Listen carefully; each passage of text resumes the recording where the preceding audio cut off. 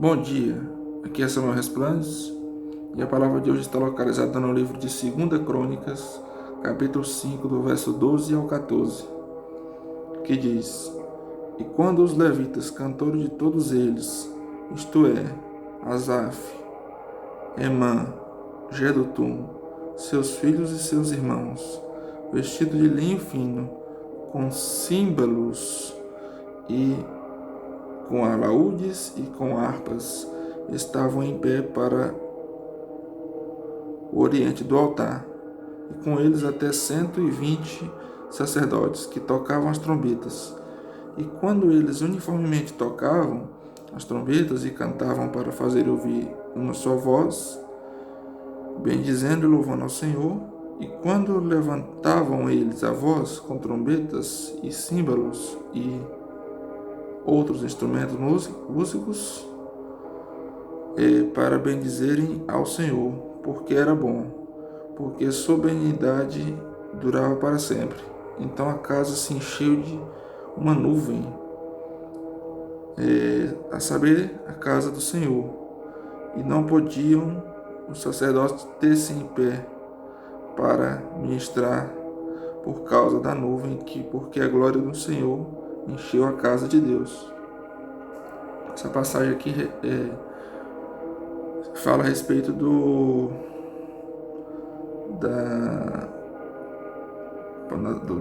na passagem onde diz que Salomão convocou Jerusalém, os anciãos de Israel, todos os chefes das tribos, para que levantasse um concerto ao Senhor na arca da aliança, né? E a arca do concerto, na verdade, né? Que aqui fala no início do capítulo, fala que assim, no verso 2: Então Salomão convocou Jerusalém, os anciãos de Israel, todos os chefes das tribos e príncipes dos pais entre os filhos de Israel, para que fazerem subir a arca do concerto do Senhor, a cidade de Davi, que é Sião, para o templo.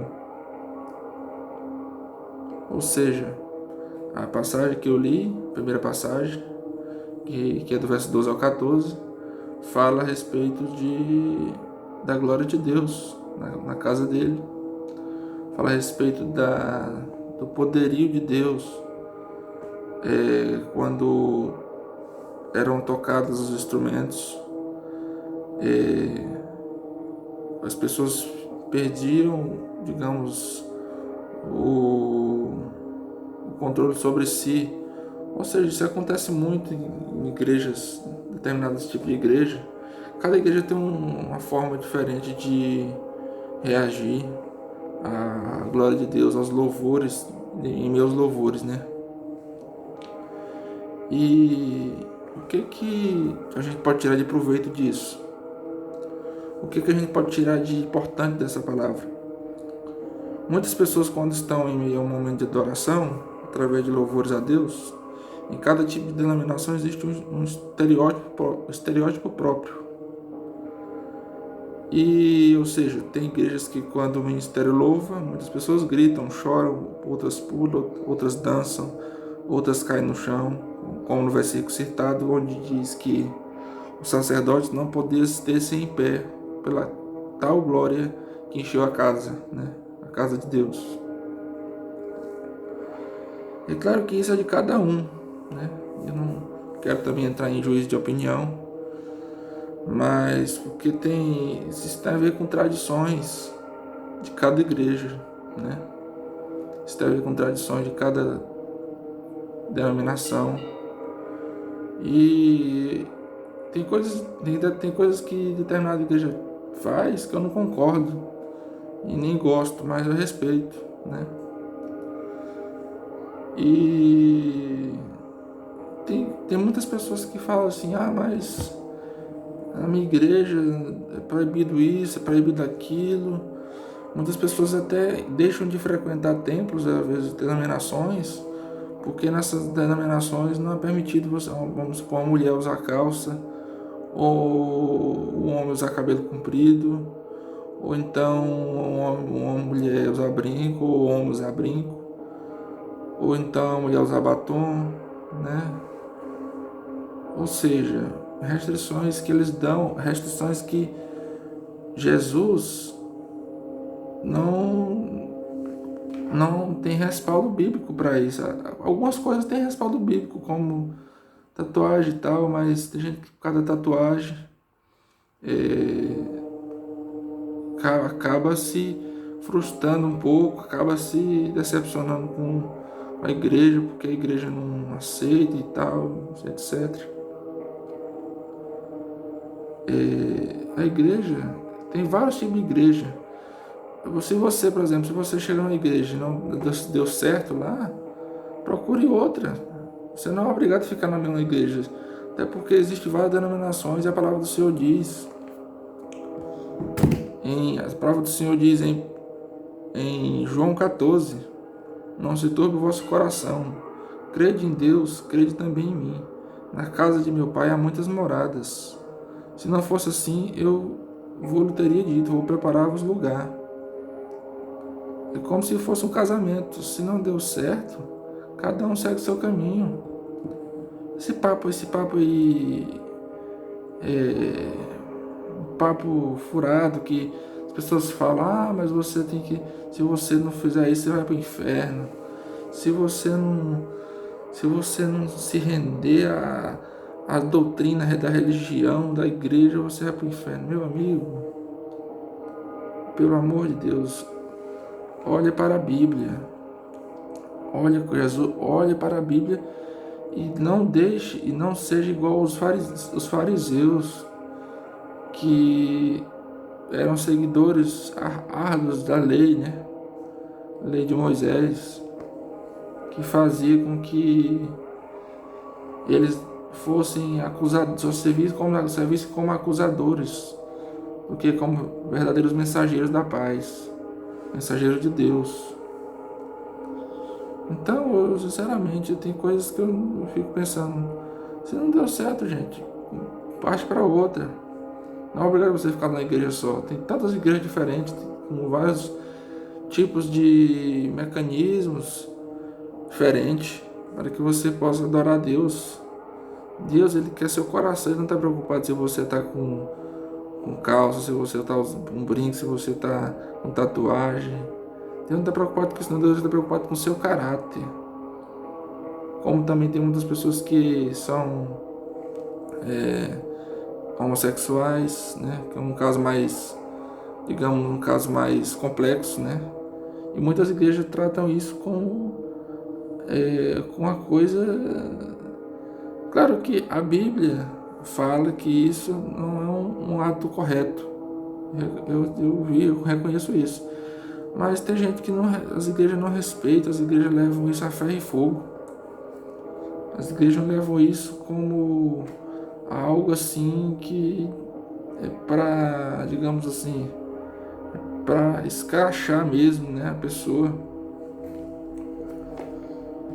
E será que se Jesus estivesse no mundo, você acha que Jesus Cristo iria tratar essas pessoas dessa forma? Porque, sinceramente, é difícil, né? As famílias hoje em dia, não só na igreja, no caso, por exemplo, das famílias,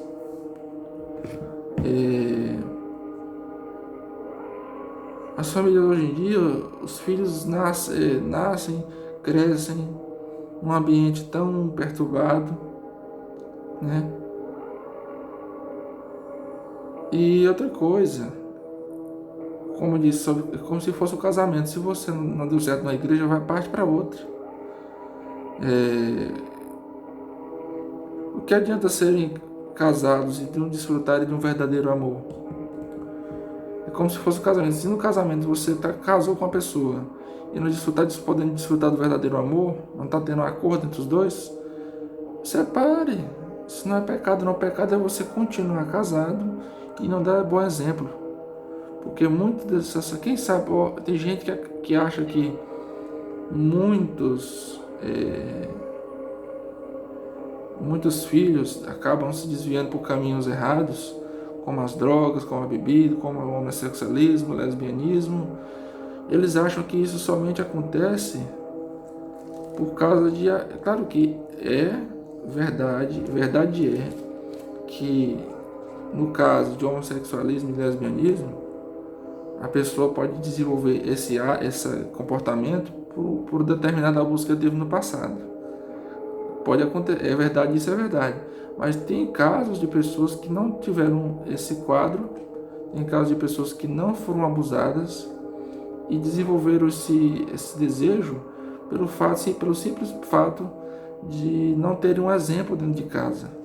É por isso que a Bíblia fala: ensina o menino, a criança no caminho que deve andar, para que quando ele crescer não se desviará dele, não se desviar dele. Mas só que quando a Bíblia fala ensina o menino no caminho que deve andar, não é só ensinar com palavras, mas com atitudes. Por exemplo, toda a vida o meu maior sonho de consumo era, né? Porque agora não adianta mais, eu já estou bem grandinho, bem mais velho.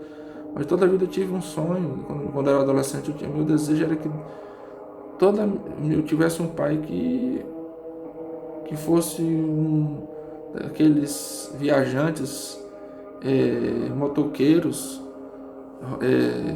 um motoboy, né? Meu sonho, dos maiores sonhos era ter um pai motoboy que me levasse para shows de rock, né? Era um sonho de consumo, era só um sonho, né? Mas hoje em dia eu sei que isso não é mais possível, porque os tempos mudam, as coisas mudam e assim, acaba que isso deixa de poder se concretizar, né?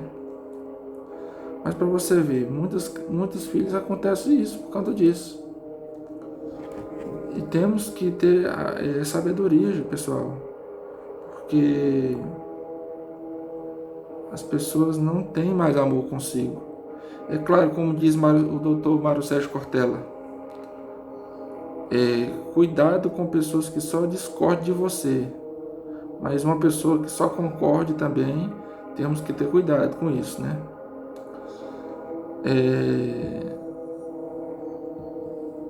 E como eu disse, por exemplo, se você, no meu caso, se eu fosse casar com uma mulher, eu não ia querer uma mulher que discordasse dos meus gostos.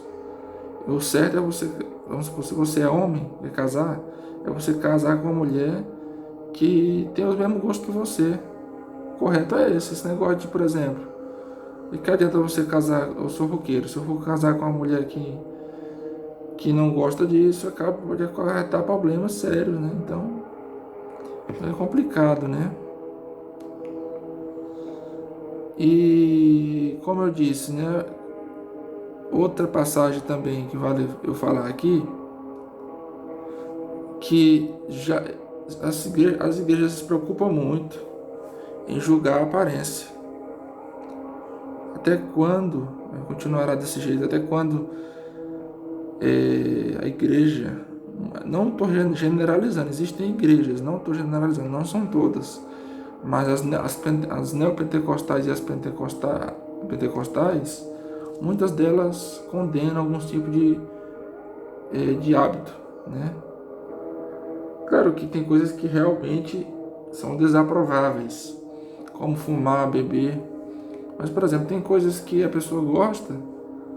E eu, por exemplo, eu tenho tatuagem, só que eu já não gosto de coisa, eu tenho uma tatuagem, mas eu já não gosto muito daquela pessoa que gosta de tatuar o corpo inteiro. Sim, não da pessoa que eu não gosto, desse tipo de encher o corpo de tatuagem. Esse tipo eu acho muito exagero, né? É bom ter tatuagem, no meu caso eu gosto, né? Mas eu não procuro não ficar colocando muita coisa, porque tem que manter a parte natural, né? Mas nada contra quem tem. E outra coisa que vale falar também, que